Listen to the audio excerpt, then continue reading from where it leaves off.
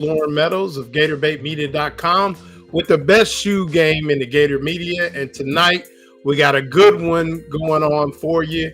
It's Lane Watch. It's Florida on the Lane train, or will Lane Kiffin spurn the Florida Gators, stay at Ole Miss, or go elsewhere? We'll talk Tennessee and Florida with former Florida great, head of the Hawthorne Hornets, coach, and former Florida great Cornelius Ingram. As always, we're joined by Browne of SEC Sidelines to break down what we saw, what we heard, and what we thought about Oxford this weekend and what it means to Lane Kiffin to either stay at Oxford or come to Florida. A lot of good things there. The Sidelines Live team would like to thank our sponsors, Meldon Law, Titan MRI and Imaging. As always, we got Kicks of the Week, Hyper Have At It. Subscribe to the Lowdown with Lauren Meadows on YouTube and Facebook, as well as our partner shows, including the Buddy Martin Show, SEC Sidelines, and follow yours truly on Instagram at Ohio Gator for Life, TikTok now at Ohio Gator for Life, and X at Real Ohio Gator. Let's get to it. All right, so this past weekend, we were down in good old Oxford, and we got to witness a lot of things there. The operation there at Oxford, kind of what they have going on, the town, that kind of thing. And it was interesting. And I caught a little flack on an article that I wrote kind of dealing with basically how I thought that Lane Kiffin has everything he needs at Ole Miss. And I want to address that because obviously as a Florida fan and a Gator, I consider myself, to be a Gator, even though in this media thing, we're supposed to be impartial. And that's why I came to this conclusion. And that conclusion is the fact that Lane Kiffin has everything he needs at Ole Miss. You got fan buy-in. I mean, you go to the Grove, it's all orange and blue, a little bit of powder blue. Everybody's dialed in. You go to the town square. They're not asking you, what time is the game tonight? Shout out to Nat Blaylock. What's up, homie? They're not asking who we playing tonight. Or, well, I'm not going to the game because this, that, and the other. Everybody is bought in. Everybody. And like I said, you go to the Grove, those people have been there. They were there. They played Florida in volleyball at 1 o'clock Central Time. And a friend of mine went to the game, and he said the Grove was packed then. For Florida, who was, 3-4 at the time, coming into town, 3-5, 3-6, whatever they are, which is pitiful, but that's a whole nother subject. And, Brendan, you've been there. It was just a different feel. They are tapped in. Then fast forward to the game, and they dialed in then too. I mean, maybe they piped in crowd noise, maybe they didn't. But once again, it's everybody's dialed into what they're doing. It's jumping, it's going. They got fireworks. See how they got, little glitter on the scoreboard. They got a little bit of everything. And so when I said Lane Kiffin has everything he needs, including 14,000 people in the Grove Collective, dedicated to NIL, ready to do what they want to do. I'm not saying that Florida is not a better job. It's not a better school. Like I said that to somebody, and he started breaking down Florida's law school and Florida's vet school. That ain't got nothing to do with Lane Kiffin coming to Florida. They said, well, does he want to play in front of 68,000 or does he want to play in front of 90,000? I don't think that has anything. Crowd noise has nothing to do with getting the man to come here and coach. And we want to welcome in. I'll take a break for a minute, but welcome in my man Browne of SEC Sidelines, as well as Florida great. I mean, I don't even know where to start, man. Run it down, basketball player, football player, state championship winning coach, national championship winning tight end. Put it on the Buckeyes. I think that first pass you caught down the seam, they knew things was going to be a little different that night. And actually, a kid I coached, he was a true freshman starting at nickel that night. So had a rough night that night for the Buckeyes. But we welcome in Cornelius Ingram, man. Appreciate you joining us. Absolutely, man. Yeah. Thanks for having me on. Yeah. So you done big things. I know a lot of people know you as a player, and I think some people are familiar with you coaching, but go ahead and dive into that before we get into the football of this thing. Just what you've been doing at Hawthorne, not just in football, but the man can coach some women's basketball too. So, just let the folks know. I'm sure they'd be glad to see you. Just the good things you've been doing at Hawthorne.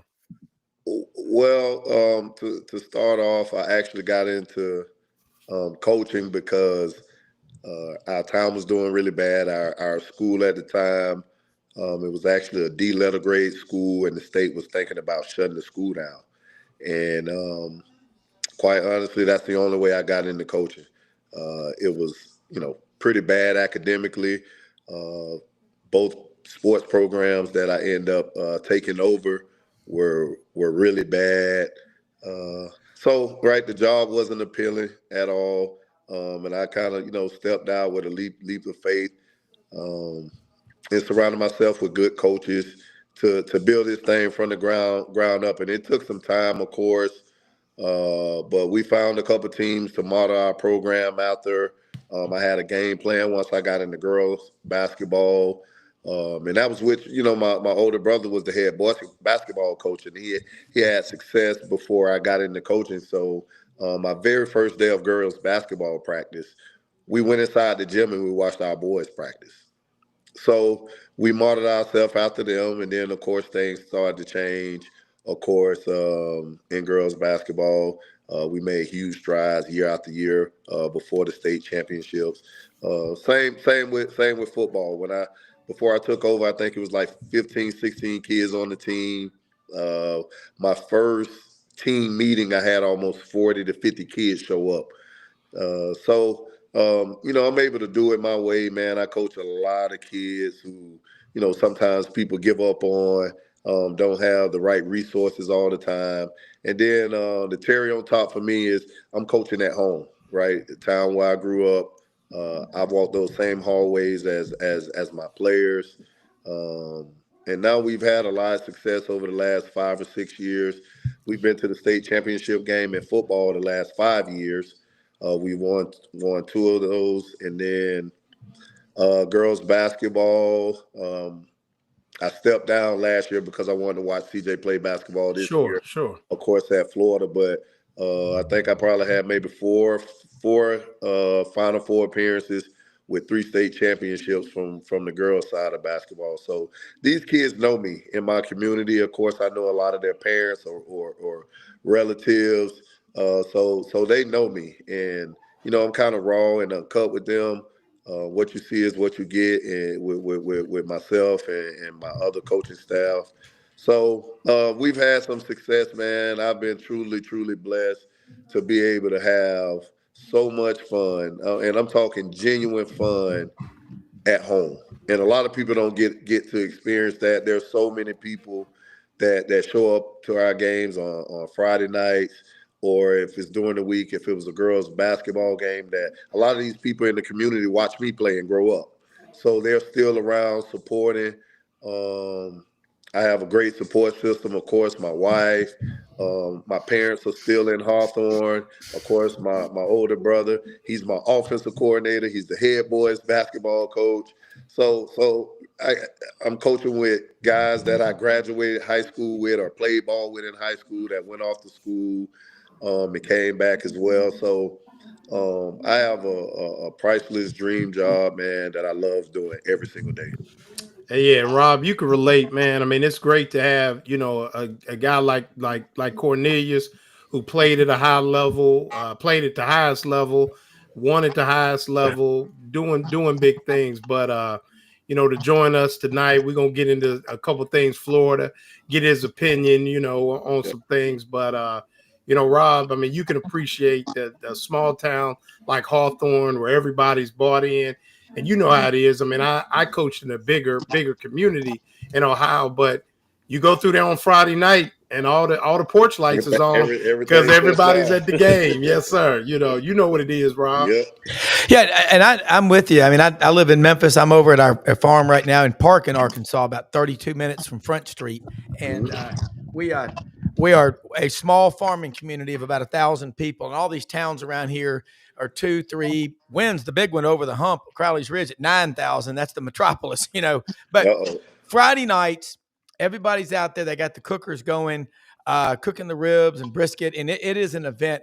And I am absolutely on your side. I remember my kids, we all were watching y'all play Ohio State in 2006, and Teddy Ginn Jr. ran that kickoff back at the beginning. Opening kickoff. And my son said, "Uh-oh," I said, "It doesn't mean anything. Gators are coming back," and they did, and you really did. I'm an Auburn guy. I love that rivalry, but what you're doing coaching, you impact so many people's lives. Because there's not a teacher or a coach that I respect, love, and still remember to this day that didn't push me harder than what. And I hated them sometimes, but they were fair. But you giving back to your town is going to change the future of that town for so many people's lives. I think coaches used to say, "Hey, if you make it in the pros, great. But whatever you do, give back. Help people along the way." So I give you the double thumbs up, and it's just great. I want to hear you talk. I'm talking too much. Yeah, no, I mean, I appreciate it, man. I think it was, I've been out of it for a minute, but it's always rewarding, man, when they reach out and they say, we miss you, coach, or think about you, coach, or mine are getting to the age where I'm a little older than you, even at CI, even if you don't, like I said, you was in college. And I think when you was in college, I was in the 23rd grade. That's what I'd already, like I said, I coached kids that played against you. But with that said, when they invite you to the weddings, or my mother passed in a couple of years ago, and they show up at the funeral, or father passed and they show up and they feel that good about you, that you or that in that space. So I definitely definitely can appreciate that, and you love that when they feel that much about you, to have you be a part of those special occasions. And I just have probably the best receiver I ever coached, kid that played at Kansas State. He gonna be a father soon, man. And they send you the sonogram and all that, man. It's important. But one and we don't, I don't want to beleaguer the point, but I mean, I'm sure your favorite player you ever coached is your son CJ. And just for him to, obviously could have gone the football route. And at one time, football was really, that's who was, but did a nice job a couple summers ago getting himself, really into the mix. Ended up being a top 20, top 15 recruit. But just what does it mean when you see him run out there for them Gators, man? Oh, man. You talk about fighting back tears and so many different emotions running through your body, because, we talked about those moments, and just to share like a quick backdrop, and you kind of mentioned most of it. Basketball is what he wanted to do. And I can remember, springtime, it was an open period for the college football coaches. So they're on campus and he's receiving these offers in football, and the basketball offers hadn't started quite yet. I think he had a couple small school offers, and he stepped out on faith. He said, "Listen, Dad, let me just focus on basketball this upcoming summer, and we'll see what happens after that." And, being a high school coach, man, and you guys can attest to this as well, I see so many parents running these kids, recruitment, and they're making decisions based off their personal feelings or what they wish they could have done maybe when they were in high school. I took the back seat. I kid you not. I took the back seat. Whatever questions he asked, I answered. I wanted to be open with him about this being his decision. So the Florida offer came in basketball when we were on the official visit, and the crazy thing is he wanted to shut recruiting down. And I was like, well, this is your first big offer, you sure you don't want to sit tight and see what happens. And then of course he has an outstanding summer, right? So now there's Yes, he other did. bigger offers like No Kansas doubt. and all these other universities, and he didn't want to take one visit. He didn't want to go anywhere else. And of course, I am a Gator. But at the end of the day, I knew this decision was CJ's decision, and I took the back seat the entire process. If he wanted to go to a certain school to visit, trust me, we would have went. And but it's been one of the best feelings I've ever experienced. Just seeing him run out. He's had some action in some of these games, and see the name on the back of the jersey is definitely priceless. Yeah, man, and I want to give you and his mom both credit, and I'm sure the village of Hawthorne as well, just in raising him right, Yes, And yes, I told yes. you that when we Respectful. met, Yep, yep. but great young man, very respectful, and I mean, Florida is going to be happy to have him, and he's going to Yep, have a good career, but yep. he definitely is. I talked to him before the was it Florida State game, yeah, or maybe North Florida, Mm-hmm. and just was dialed in, man, and he was going to go take a nap, and he said, "No, I'm gonna stay and watch the girls play." So Solid just a, kid. just a solid young Yep, that is man. him. Yep, We that had is him him. on the show, Rob, and we got to spend some time with him. But Yeah. it's going to be interesting to watch him grow as this Yep. team grows, and we won't need to break down basketball just yet. I think Not they yet. got that under control. We're gonna get you on that football here in a minute. But Football. Rob, having CJ and having Cornelius on, I think this is the first father-son guest we've had the son. Now we got the father. Nice. So, Yeah. I like what you said about the recruiting. And I mean, I grew up in an Auburn family. My parents encouraged me to go everywhere, and that just made me want to go there more. Yeah. My other choices were Georgia and Clemson. I just figured I'd go up Interstate 85 till someone let me in. Okay. And I got in. But I think that is so special. I mean, getting to see your kids, and I'm with you. These parents, it's everywhere. They're at practice now, and Yep. my dad was never at practice. He was on a plane Yep. somewhere chasing work in America or the world, and he'd get home 6:00 Friday night and read us a story. He was a narcoleptic. He'd fall asleep about 7:30, But I just remember watching, in the recruit. I've known people that have been recruited, and the parents that just step back and say, you make the choice. We've equipped you with the tools to make a right decision. But damn, when they choose your school, I mean, that's like your kids naming one of their children after you. We just found out our oldest daughter in Atlanta is going to have a girl, and she's going to name her Audrey after my wife, little that's Audrey. awesome. They'll call her. Yeah, that's what's up, You man. can't Congrats, get any Rob. better than that. What is that hat right there? Is that a Gator hat? What is that? This is a Gator hat. Okay. Yeah. I love that. Yeah. But I mean, you are. We need more of you Yep. out there. Yep. SEC Network doesn't do enough with coaches Mm-hmm. and the parents of the players because too many people are getting this narrative. Oh, these are bad kids. They're great kids. They're great kids. Always They're go great outside kids. the locker room after every game, and you'll see the families. If a kid's from a town like Hawthorne or Bartow or Graceville, whatever it is, there's a whole town that goes to their games. They're not all Gator fans. They may be some of that other schools, but they all celebrate the success. And that's what I love about sports. Yep. I agree with that. I definitely agree with that. CJ, he's touched so many people in our area, and right, we're close enough, right, to Tallahassee. We still have some Miami fans in this area. Yeah. But they grew up watching CJ, play basketball here or football here. So right. And right, I run across these people all the time. Hey, I'm a such and such fan, but I'll be at his first game or I'll be at his second game. And he's had so many people to come out and support.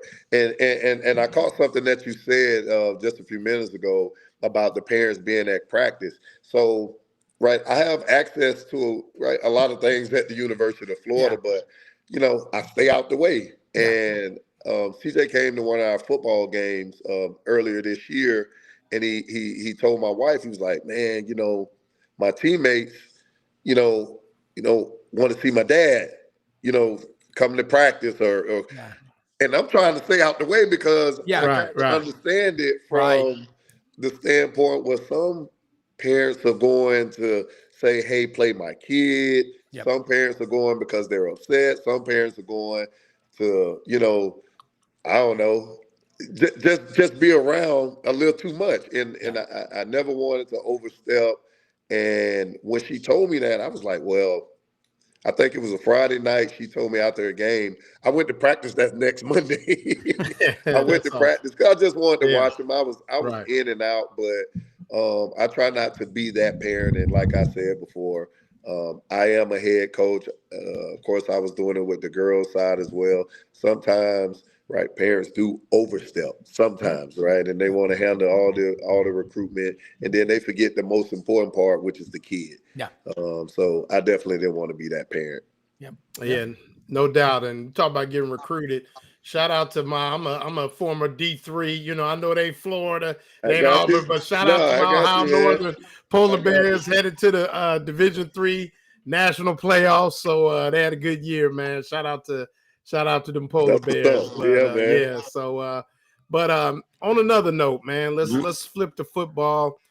And this is a week that usually is a little earlier in the year for you. You remember, third weekend of September. I used to be able to get slick on my hotel reservations in Knoxville because I always knew what weekend it was. So I'd go ahead and that year in advance and get them. But Tennessee, Florida, obviously take interim coach Billy Napier away, take the Lane Kiffin rumors away.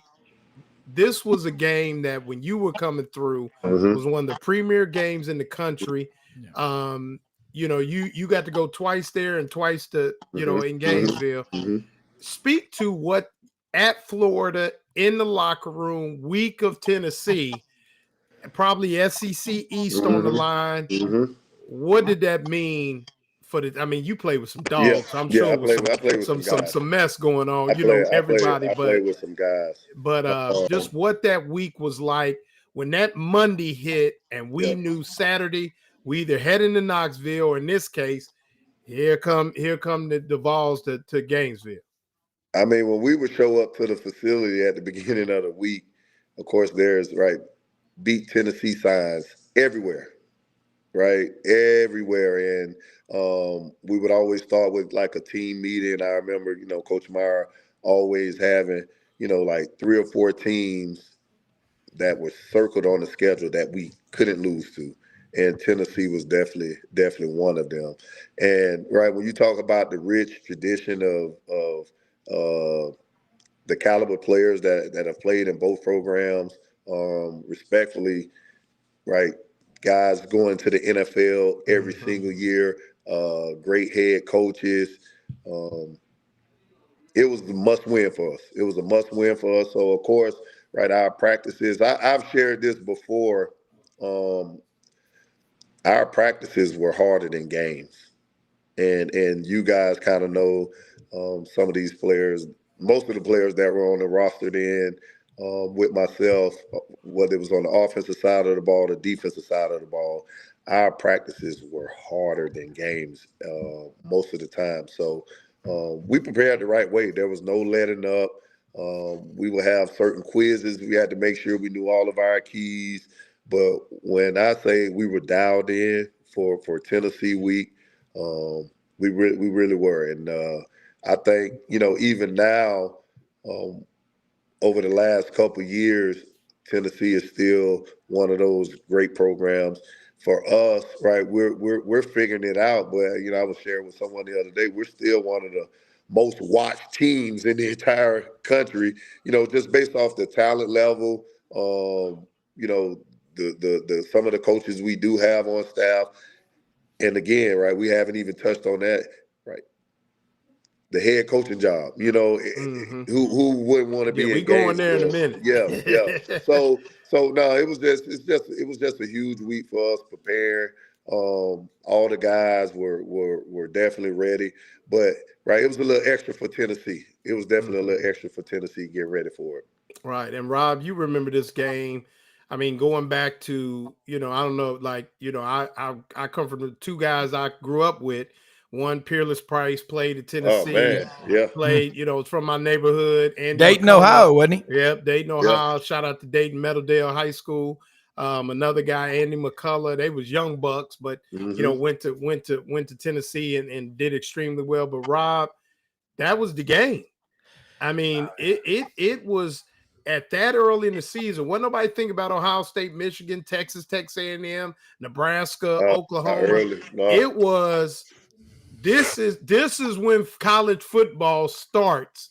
Is when this game was jumping off, Rob. Yeah, no question. I mean, growing in Memphis, it was everywhere. And Memphis it's a weird town. They hate Tennessee. I mean, a lot of the local media just Tennessee gets the split end of the stick, if you know what I mean, when it comes to coverage. But statewide, massive game. And you go back, I mean, I remember in the mid-'80s, Tennessee had a great running back tandem. Reggie Cobb out of Austin East High School in Knoxville, Chuck Webb out of Toledo. I think one of the better players. They called it the Cobweb. That was their running back tandem. But Cornelius, I tell you, that game was so big. Tennessee fans, you grow up with the third Saturday in October against Alabama. For me, it was the fourth Saturday in September, the first weekend school started when Auburn played Tennessee. And then you had that game. But when in 92, when the conference went to divisions, immediately Tennessee and Florida, it was like putting two rabid dogs in a small cage with a fillet and saying, best man wins. Get it. And get it. I hate the year of 9/11. They had to move it from September 15th to December 1st or 2nd. And I hate it being this late because it's such a significant game. But man, these rivalries, they're the games that you're right. You circle them. There's those 4 games a year. And I just like to get you to talk about what it was like playing up at Neyland Stadium at night when that power team, that's it. Like the swamp is haunted. That's one of the toughest places to play, period. Knoxville ain't shabby. Not at all. I think maybe like my sophomore year, we played there, and it was a night game. And when I tell you, we could barely hear Chris Leak in the huddle. Tim was a freshman at that time, but like I said, it was a night game. It was close, and it's certain things in life you kind of want to experience. Going to like a Tennessee and Florida game at night is definitely one of them. Especially then, both of us had great programs, great players on both teams, on both sides of the ball. But at night at Tennessee, again, it's not bad in the swamp either. But Tennessee, right? Their stadium is a little bigger than ours. Man, there's some people that can get in there, and we could barely hear Chris call plays. He probably had to repeat himself maybe like 3 or 4 times, and we running out to the huddle, running out of the huddle, trying to beat the clock because he had to repeat himself a couple times. But definitely loud, definitely one of the loudest stadiums I ever played in. Great atmosphere. Yep. And speaking of atmosphere, let's talk moment. In that rivalry, do you have a moment that when you get to this week, you like, man, that's what I remember. I remember when we, when we did this, I remember the moment I did this. This is my Tennessee, Florida moment. Yeah, we had worked on some stuff all week. I think my junior year we played them. Had to be like a 3:30 game. We worked on some things and we felt like we had a chance to run these plays. Of course, I was involved in a lot of these plays. And I probably had like a corner route. I ended up scoring a touchdown early on in the game. And then I think it was a big 3rd down play. I had a long pass reception. And it was a crucial moment in the game. And, right, the coaches just, believed in me and gave me an opportunity. And again, right, we always, talked about taking advantage of our moment, right? A lot of my time at UF, I share those stories and memories with my team. that I coach now because we kind of run similar offense. But I remember breaking the huddle with Percy Harvin, Lewis Murphy, Andre Caldwell, Riley Cooper, right? Keith Moore at running back, Brandon James, right, that can do a little bit of everything. So we knew how valuable, it was to take care of the football, to take advantage of that opportunity when the football came your way. Because, right, there'll be times, right, Percy will take it 60. There'll be times we're thinking we're getting the ball on offense and Brandon James racked that punt return. So we were very hungry, but we were definitely unselfish, but because we knew we played with those caliber players. But me being able to use those experiences with my players, hey, take advantage when we take that shot play because we have this other kid over there we're gonna try to get the ball to as well. And my players, they buy in just like we did. But I know I had a really, really good game my junior year at home in the Swamp. No doubt. That's awesome, man. That's good to hear. Now, we touched on it. We talking Gators. Let's talk about this this head coaching situation. I ain't gonna get you too involved, but it's a situation where they really since your era, your era, that Zook Meyer era, where kind of because you got recruited by Zook, got recruited by finished Zook with Meyer, right? Yep. And shout out to Chris Leak as well, man. Still Shout out don't to think Chris he gets Leak, enough man. credit. I was playing pickleball with Leak last month. Really? So down in Orlando, man. Chris, Had his my dude, daughters man. there. Good dude, man. We Yeah. actually we cut the same road when I was in North Carolina coaching. I coached his older brother a little bit. So but anyway, now you got there's a situation, and it's like you've been through. I'm sure you go to practice, you sent guys there, you take, I saw, Willie and would bring guys in and when he was with you and things like that. But now it's almost like, are you of the feeling where this is the hire that has to get it right? Yes. And I'm going to say this. We all know who the man is and who everybody thinks should be the next coach. But I think it's very insulting to some, what I think are other good coaches, to say that Lane Kiffin is the only coach that can save Florida. Would you agree with that? Or is he the only guy? Is he the guy? Or is there somebody out there that can come in and save the program? Or as an alumnus, a former player, what is it going to take, whoever it is? Well, I can start off with this. Right. All of us know our fan base wants to see a high-powered offense.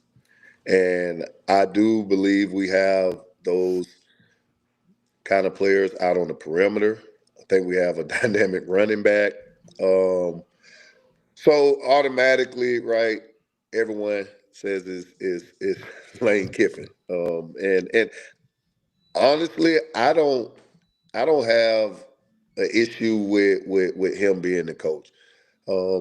But I do feel like we have to get it right this time, right? Because it will definitely set us back another 4 or 5 years. And who's to say if he's the right guy? But my first choice, man, I mean, of course, I spoke with him Friday.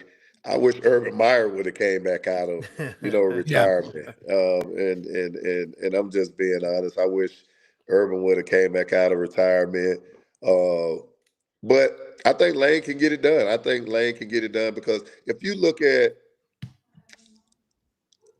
our team this year, right, the first maybe 5 or 6 games, right, defense, they were pretty much lights out. Right? If we can generate any offense in any of those games, all right, it's easier said than done, of course, but I think we're undefeated, right? 5, 6 games in, because we were playing lights out on defense. And again, we generate some points, and in all those games, right, I think they were all close losses. 3 points, 10 points, 7 points. So we were in the game without any offense. Well, I could say consistent offense.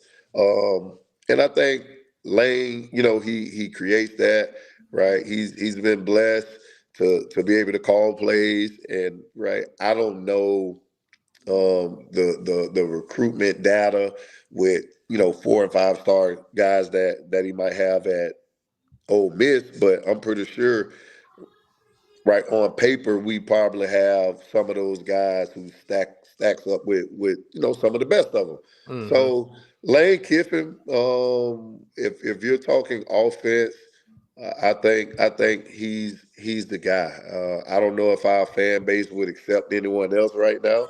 To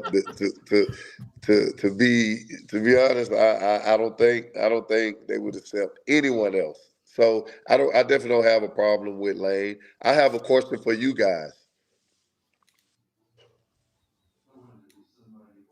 Does Dan Mullen ever cross your mind? Yeah, all the time. Yeah. I mean, I'm sure you know that. Yeah, Yeah. absolutely. I mean, I Yeah. think that, especially in this Yes. new look college Yes. football, Yes. even the way he built his team at UNLV with Yep. kind of this model, very Lane Kiffin Yep. centered, alike, very Lane Kiffin like, Rob. A lot of transfer portal, a lot of bounce back guys, and is doing pretty well at UNLV. I don't know what happened or what conversations were either. had. Yep. But I'm gonna say this, and I wrote an article about this in Gator Bait, and I took the task about it. But that's kind of one of the things I talked about was Florida, as I think it is, as an institution and as a fan base, has been very slow to embrace this new age college football, where you have NIL, where you have these things that need to be approached, and Ole Miss has mastered it. I mean, they've got 10 times the people in their collective that Florida has, and you know as well as I do, we know people that work hard every day, so they ain't got $1 million, and they ain't got $100,000, but they got $15, they got $20, they got $25, and that's what they're giving Rob at Ole Miss. They're killing you with numbers because everybody is bought in. And what I think the Florida fan base has gotten used to is this: either they still want Spurrier or they still want a Meyer. And I think if they would have given Urban Meyer time to, well, I think he says he asked for things. I don't know what it was. You might know because you know him a lot better than we do. But if they would have allowed him to mold that in there, let him get that in. I mean, even just the transfer portal, because he had hit pretty well in that transfer portal, a lot better than he had in recruiting. And here's the thing: his recruiting classes ended up being better than Billy Napier's recruiting classes. So, I mean, I think when you look at it that way, it was a, I mean, when I woke up that Sunday and Buddy Martin texted me and said, hey, it's going to be a press conference, they let Mullen go. And I was just like, because to this, we moved here in 2021. And if you'd have told me that Dan Mullen still wouldn't be the coach in 2025, I'd have told you I'll take that bet any day, Rob. Well, yeah. So, I mean, 3 straight New Year's 6 bowls. And, think about this. Think about the best filet you've ever had at the best steakhouse you've ever been to. Any great chef, my friend Chef Rogers, the best I've ever seen, let the meat rest 10 minutes. If you cut it right off the grill, the juices go everywhere. If you wait 5 minutes, half of them do. You've got to give it time. And I was at a Touchdown Club meeting last night. Cliff Odom, who's a special teams coordinator, coach at Mississippi State. He's been with, Jeff Levy for a long time. He, of course, played at Baylor. His dad played in the NFL 13 years. But talking to all these Mississippi State people, I randomly talked to 6 of them at my table. And I said something about Dan Mullen. They all said, God, we should have raised every penny we could to keep him, because he was winning about 8 games a year in Starkville. That's like having a great hockey team in the Everglades. It's not easy. That's not nothing, as they say in the country. But they didn't do it. And I'm with y'all. Mullen, a lot of these coaches are quirky. They're whatever you want to call them. They're geniuses. Yeah. I mean, like Lane Kiffin is socially very awkward. When he's not in front of a camera, he's very introverted. But he's grown up his entire life diagramming plays with Monty Kiffin as a dad. I know so many people that have known him along the way when he was 2, 4, 6, 8, 10. Who do we appreciate? It's not like a cheer. But Think about that. Dan Mullen, if he'd have never made that comment about recruiting, one of the things about Florida is, as an outsider who watches it, you almost think, how hard do you really have to recruit to Florida? To come play here, right? There Yeah, are so many. Mm-hmm.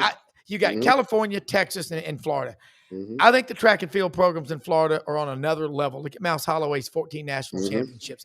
And that part right there, and you get the right. And by the way, Urban Meyer, I love coaches like Urban Meyer.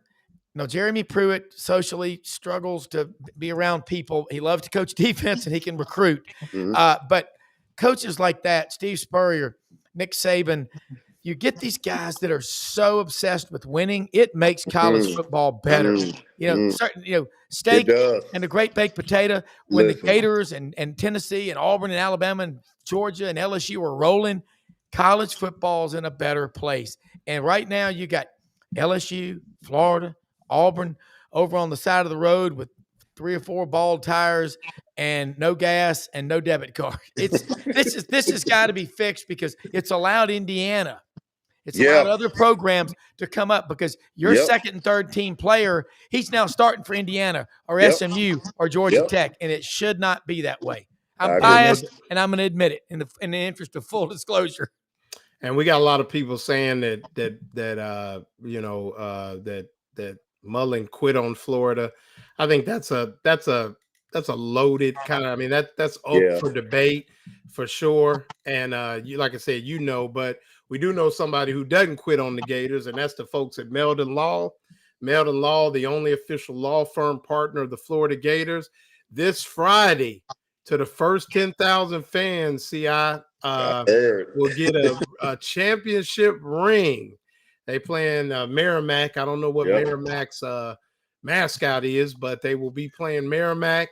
And the good folks at Meldon Law are going to have 10,000 championship rings to give out to the fans. It'll be a great night. Everybody loves hoops on a Friday night. And, we'll get to, hopefully roll the benches for the Gators against Merrimack, but should be a nice night. But outside of that, what Meldon Law does in the community for all the Florida sports and also providing great law care for great legal care for the community. If you have an issue that they can't help you with, they'll point you in the right direction with somebody. They give away great swag. I got a couple Meldon Law bags at the house, but really appreciate the folks at Meldon Law, proven and skilled lawyers since 1971. They won't back down. I won't keep you too long, Cornelius, but whenever you got to dip out, but I appreciate it, man. And no problem. I wanted to shout out Jeffrey anyway, because every year I've known Jeffrey for a long time, and of course I know what he's been able to do in our community with his law firm. There's an athletic banquet every year. Top academic athlete, and he'll probably have maybe 50 student athletes, and you're able to bring, both parents or whoever, 2 guests, and it's a great dinner. And they give out this scholarship award, and he does it every year. I actually end up winning it as a high school athlete. Coming out of high school, and then fast forward, I've been the guest speaker maybe twice out of the last maybe 3, 4 or 5 years. So it's a great banquet. It's a great dinner. Just the perfect setup. And I know these kids who have the opportunity to witness it.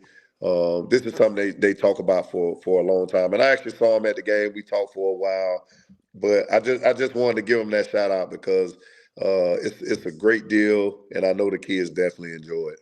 He does it every year. Yeah, they do. And they do it. Like I said, great things in the community, man. But it's playoff time, right? It's playoff time. Okay. So I'll miss the game Friday. Yep. What's that? Yep. Okay. You're going to miss the game. Yep, who we got this Friday? So we have Williston Red Devils. Okay. Well-coached team. Coach Pruitt has probably been coaching high school football over 30, 40 years. Okay. He was at Lake Butler back in the day with Okay. Gerard Warren, with all Oh those yeah. teams, Oh and they were yeah. winning those state Okay. championships. Then he went off to Georgia. Now he's been back in Florida over at Williston probably the last 3 years. But they're running that wing T offense, man, and you have to be disciplined. Oh yeah. You gotta read them guards. Yeah, gotta read those them guards. Gotta read those guards. And just well coached team, of course. We're familiar with them, right? Because they're right up the road from us. But you talk about high school football on a Friday night in Hawthorne, like you said earlier when we started the show, right? All the porch lights are off, right? The stores are closed. Everyone is basically at the football game. So great opponent, but we had a good day of practice today. So hopefully we finish the week up that way and we'll be ready to go. No doubt, man. You got a social or anything where people So can of course follow you? I'm on Twitter. Okay. That's it. C Ingram _ 85. I'm normally always on Twitter, man. Of course, reading all the comments. I try to stay out the way, try not to get involved with all the Gator fan stuff. Right. But real chill and low key, man. I love what I do, man. I have joy in it. Every single day, I love coaching my kids in my hometown. Again, I said it earlier as well, man. My support system, my wife, my parents, right, our fan base, right, to be able to like do it your way at home, right. It says a lot about the community. They really trust me, right, and right. I challenge my players. Oh, I challenge my players. I really do, and parents never question it. So that says a lot about what we've been able to do with our program. And I know, right, it wouldn't be possible without right great coaches around me. Every year right now around the playoff time, and you kind of hit on it earlier. Both of you kind of hit on it earlier. I'll have 25 to 30 former players show up Friday night. They're in college. Some of them might just have a job, working, and they'll stand on the sideline to come back and support. Right? They look good. Right? Their Letterman jacket, and I never have to turn around and tell those guys to be quiet and say, you're a distraction to the team. They kind of stand off to the side. But for them to come back around our program, it says a lot about what we've been able to do as men, as coaches, that coach these kids every single day. Because you guys know, if it's really that bad, these kids won't show up. They won't come back to support. No, right? not at all. Yeah, it doesn't matter. So we've had an impact in our community since I've been coaching, and we'll continue to have one.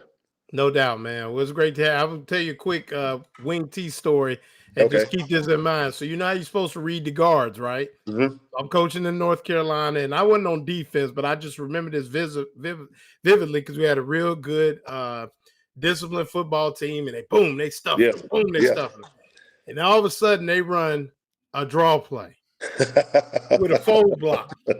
House. Because they following the guard. Yeah, they thought it was a guard. So, boom. House. And I was just always of the unlikely play. Yeah. I was like, ain't that so? They've been watching cross buck and counter and all week and everything. And that house. So that tell her be mindful. So, but we're gonna let you go, man, and we'll see you at the game, see you around. Absolutely. Really appreciate you coming on, man. No problem, man. Thanks for having me. Absolutely, man. And nice luck. Talking to you. And I need one of them sweatshirts. I got you, man. I got all the Hawthorne merch, of course. Okay. I'm gonna get with you then. I'll pay for it, but I'm gonna get one. Yes, sir. Okay, man. All right, later. All right. And with that, we bring in my young man, Lucas Messamore. How you doing, Lucas? Good. How y'all? Good, young man. Just want to get into the business a little bit, Rob. So I told him, come on, check us out. And, he wanted to tap in a little bit about this head coaching, with Lane Kiffin. And I spoke to his class last month, and he said, I want to get in front of the camera, talk a little bit. So the floor is yours, Lucas, man. What'd you see? What you hearing? And what's going to happen with this Lane Kiffin mess?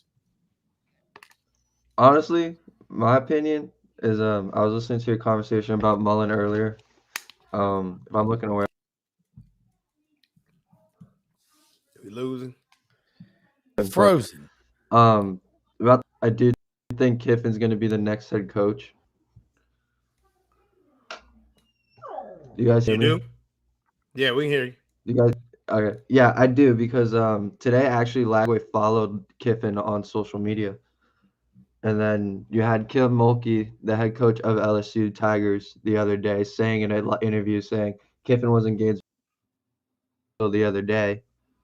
So then everybody on Twitter talking about the offer on Dan Mullen's house. I don't know if you guys have seen that. So We did see that. There was an offer made on Dan Mullen's house. I do know that there was a Layla Kiffin sighting at LSU with the brother, I think, that came to us from our Yancey Porter, our man Yancey Porter, Rebel Yell Hotline, a guy we both know, Rob. But in about 5 minutes, Rob, I mean, where do you think? I mean, let's talk gut.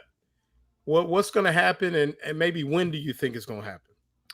Well, judging by what everybody in Memphis is saying at the Touchdown Club last night, when Ole Miss put that ultimatum on him, if he was not going, they would not be doing that.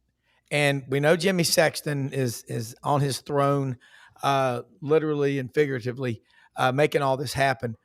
But why would Lane Kiffin? It's never going to be any better than this at Ole Miss. Yancey Porter, Rebel Yell Hotline, was on our show this morning. And you can tell the frustration in his voice. He's like, just grow up. Stop this. We've seen plenty of coaches do this over the years, and usually within a year or two, they are gone. So he comes back. He brought in, 50, 60 new players in the portal this year. He won't have to do that at Florida. One thing for sure is just the population of that state, 23 million, the recruiting base and all like that. There are advantages, but you can win anywhere quickly nowadays because of the portal and NIL. So that Grove Collective, that's important for keeping him. But something tells me if he were to go to Florida, you can't say I'll believe it when I see it. If you're a Gator fan, you got to say I'll see it when I believe it. You got to do that. That's how you have to look at this. And just my gut instinct in watching a lot of these, and we all have, if he wasn't going to do something big, he'd have already said it.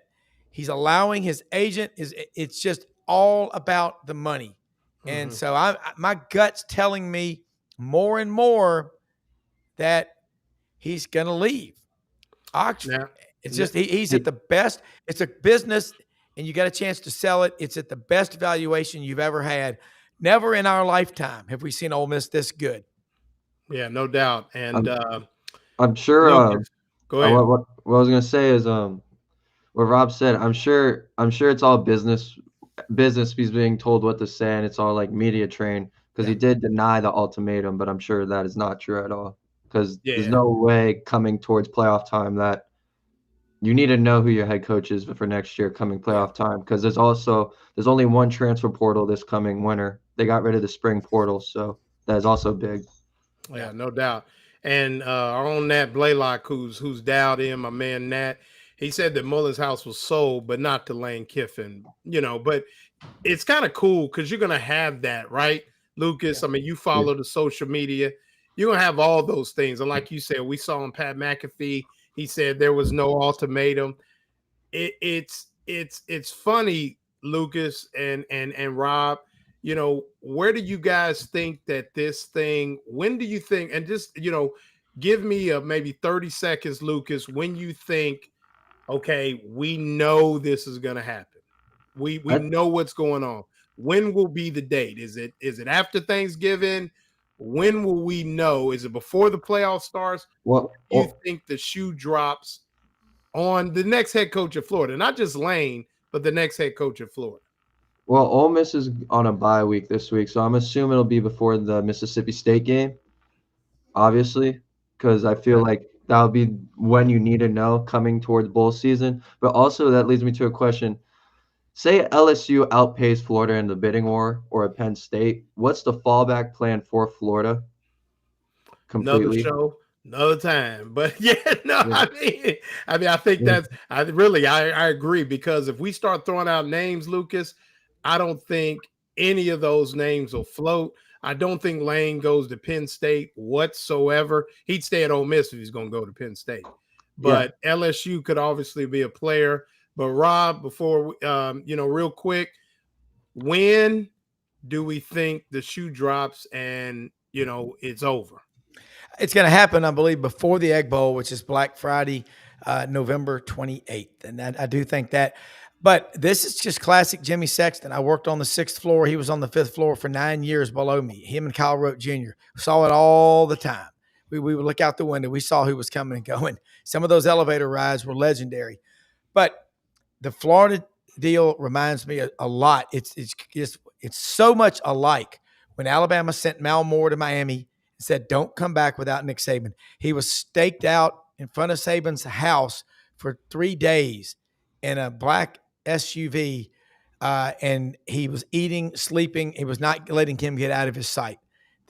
Florida is so dialed in on Kiffin that it reminds me a lot of Alabama. Now, they may have a back door. Maybe Dave Clawson, old Wake Forest coach. Who knows? But they are so determined to get Kiffin. And I heard a 10 for 150 from a coach friend the other day that gave me the thing a few weeks ago. How do you say no to that? It's generational money. Now, Ole Miss can do it too, but his stock is never going to be this high again at Ole Miss. Now is the time to sell. If it's a family business, your advisors are going to say, sell it now at a 10x multiple. Go for it. No doubt. And I like this about John Brock. It's kind of poetic. Announcement comes Saturday morning after the Egg Bowl, and Lane shows up at the FSU Florida game. I don't know about that, but that would be pretty cool. Somebody says, Lauren, you're wrong about Lane not caring about stadium size. I disagree. Crowd noise won't get him to Florida, but we'll talk that. We're going to talk about this a lot more, and definitely next Tuesday. But I want to talk about the good folks at Titan MRI and Imaging before we get out of here. Titan MRI and Imaging has 3 locations, 2 in Gainesville and 1 in Lake City, serving all of Columbia County and Valdosta, Georgia. Offer the same great price, same customer service. They now accept insurance or through their convenient self-pay options. Titan MRI and Imaging offers MRIs, CT scans, X-rays, and ultrasounds. No ERs, no hospitals. Coming soon to Ocala to better serve Marion County and the surrounding area. Titan MRI is your choice. Lucas going to be on the show a little bit more, giving us a little guest spot, some information. Where can folks find you on the socials, Lucas? I really don't post much at all, but I guess this gives me a reason to. But my social is Lucas Stop Mess. My L is the L is the number 1, and then it ends with 2. So, all right. And Rob, who we got on the show tomorrow? Going to start off with Chris Lee, Southeastern 16. Going to bring in Jarrett Johnson out in Lubbock, Texas, who covers Texas Tech. How quickly can you build a national championship roster? Well, he and Cody Campbell talk a lot. We're going to get some good insight on that. We'll also have Dudley Dawson inside Arkansas and Vince Ferrara on the Hill in Knoxville talking about the Florida and Tennessee game this Saturday in the Swamp.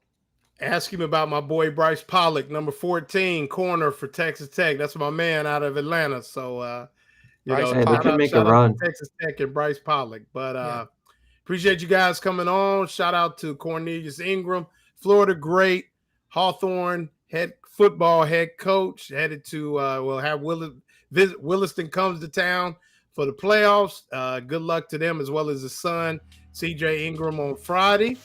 And just like always, we'll see you next week, recording live from somewhere. You guys have a good evening. All right. Thanks for having us. Appreciate it. Thank you.